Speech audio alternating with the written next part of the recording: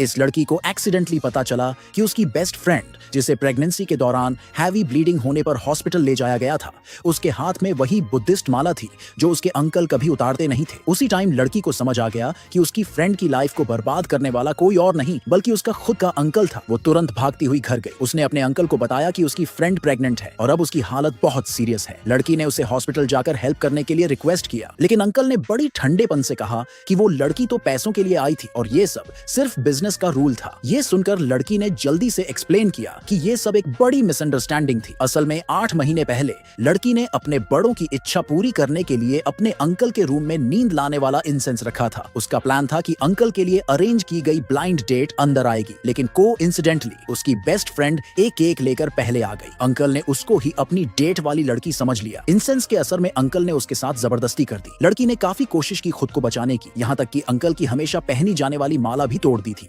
लेकिन अंकल की physical strength के आगे वो हार गई। उस हादसे के बाद जब अंकल ने उसे चुपचाप रोते हुए देखा तो उसे गिल्ट फील हुआ। अंकल ने उसे 10 लाख का चेक कॉम्पनसेशन के तौर पर दिया। लड़की कुछ बोले बिना चेक लेकर चली गई, क्योंकि अब कुछ भी बदलना पॉसिबल नहीं था। 8 महीने बाद लड़की अपनी प्रेग्नेंट फ्रेंड को सीढ़ियों से नीचे उतारते हुए उस आदमी को कोस रही थी जिसने उसकी फ्रेंड की लाइफ खराब कर दी थी। लेकिन उससे पहले कि वो कुछ और कहती, अंकल कार लेकर वहां आ गया। उस टाइम फ्रेंड और अंकल एक दूसरे के पास से गुजर गए बिना एक दूसरे को पहचाने। भले ही प्रेगनेंसी काफी आगे बढ़ चुकी थी और फाइनेंशियल कंडीशन भी बहुत खराब थी, लड़की की फ्रेंड अभी भी डिलीवरी का काम कर रही थी। उसे बच्चे की डिलीवरी और अपनी कॉलेज की फीस भरने के लिए पैसे चाहिए थे, लेकिन एक डिलीवरी से पहले अचानक उसे पेट में तेज दर्द हुआ। उसने फटाफट अपने भाई को कॉल करने की कोशिश की, पर उसका भाई और भाभी स्टॉक मार्केट के चक्कर में इतने बिजी थे कि उन्होंने फोन ही नहीं उठाया। दर्द के मारे लड़की बेहोश हो गई। खुशकिस्मती से किसी ने उसे टाइम पर देखा और हॉस्पिटल ले गया। जब ये सब पता चला तो वो भागती हुई हॉस्पिटल गई अपनी फ्रेंड को सपोर्ट करने के लिए। उसने उसे खूब मोटिवेट किया और फिर से उस आदमी को कोसा